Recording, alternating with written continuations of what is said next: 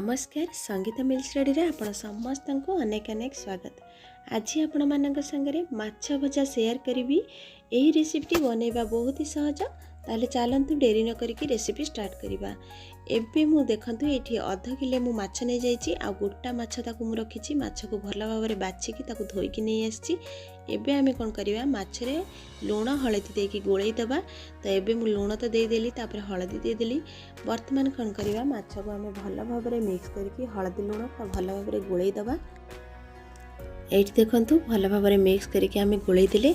एबे चलंतु आमे next step को जिबा माने माछ को वर्तमान भाजीबा।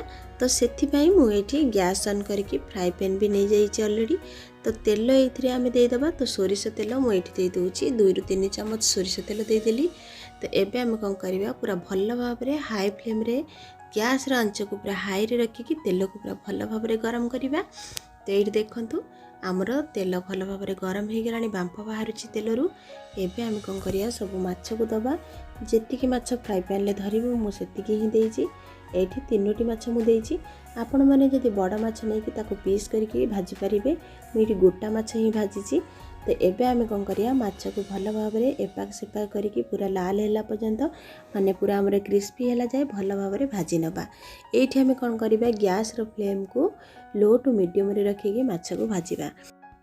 जहाँ फल कि आमर माछ भल भाव में सीझिबो आ पूरा बहुत ही भल भाव में क्रिस्पी हो जिवो। एठी देखंतु दुई साइड आमर केते सुंदर देखा जाउची। माछ पूरा गोल्डन कलर भी हो जाइची। एठी आमर माछ पूरा क्रिस्पी पूरा हो जाइची। देखंतु पखाळ संगे खाइले बहुत ही भल लागिवो। माछ एठी आमर पूरा भल भाव में भाजीबा हो जाइची। एबे आमे कोन करिया माछ को सब गोटे प्लेट को बाहर कर दबा। आ अवशिष्ट माछ जतिक अछि ताकू भी आमे भाजी नबा। सेतिरे आउ किछि तेल रहि जाइची। एबे मु आउ बाकी तक माछ सब भाजी नबा। तो एबे सब माछ को आमे देई दबा। सेमिति आमे सेम प्रोसेस रे गोल्डन कलर हैला जाए पूरा क्रिस्पी हैला जाए भाजी नबा। तो एठी देखंतु लास्ट रे हमर माछ भजा प्रस्तुति हो जाइची।